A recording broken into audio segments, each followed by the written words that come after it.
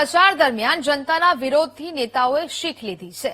ભાજપના નવા ચૂંટાયેલા સભ્યોએ જિલ્લા ભાજપ પ્રમુખની સલાહ, વિજયોત્સવના કાર્યક્રમમાં એવું કામ કરવાની સલાહ આપી કે જનતા વિરોધ ન કરે। અમદાવાદમાં વિજયોત્સવના કાર્યક્રમમાં જિલ્લા ભાજપ પ્રમુખ શૈલેષ દાવડાનું નિવેદન, હવે 2027ની ચૂંટણી માટે આપણે કામ કરવાનું છે।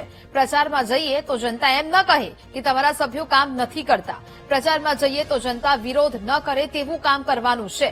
અધિકારીઓ પાસેથી પંચાયત ધારાની ચોપડી લઈને અભ્યાસ કરજો। તમને તમારી જવાબદારી શું છે એ વિશેષ ખબર પડશે।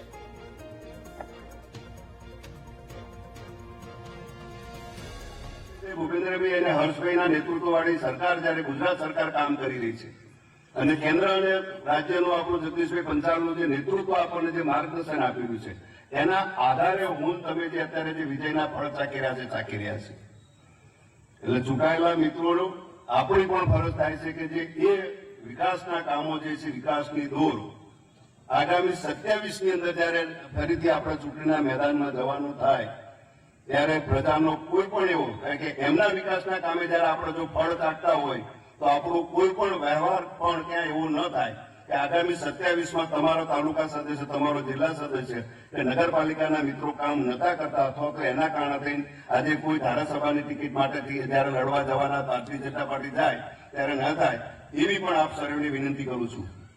ખૂબ બધા નવા મિત્રો પણ તમે ચૂંટાયા છો। સૌથી પહેલા આપ સર્વેને વિનંતી છે કે તાલુકા પંચાયત, જિલ્લા પંચાયત અને નગરપાલિકામાં પંચાયત ધારો હોય છે। એકવાર આપ સર્વેને વિનંતી છે કે ત્યાં માગી અધિકારી જોડે જોઈ અને એકવાર વાંચજો। તમારા હક શું છે અને તમારી ફરજ શું છે એમ આપેલી છે।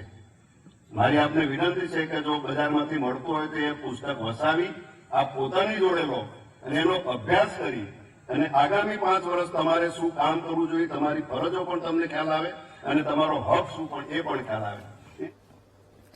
બિલકુલ, તો જે પ્રકારે હવે આ ઘટના સામે આવી છે, જિલ્લા ભાજપ પ્રમુખે નવા ચૂંટાયેલા જે સભ્યો છે તેમને એક સલાહ આપી છે। જે પ્રકારે આ વખતે અનેક જગ્યા પર ભાજપનો વિરોધ છે તે જોવા મળ્યો, પરંતુ એ વિરોધ ઈવીએમ સુધી નથી પહોંચ્યો। એ પાર્ટી માટે સારી બાબત કહી શકાય, પરંતુ હવે ફરી એક વખત સલાહ આપવામાં આવી છે કે પ્રચારમાં જઈએ તો જનતા એમ ન કહે કે તમારા સભ્યો કામ નથી કરતા, એટલે એ પ્રકારેના કામ છે તે તમારે કરવા પડશે। જિલ્લા ભાજપે નવા ચૂંટાયેલા સભ્યોને આ પ્રકારેની સલાહ છે તે આપી છે।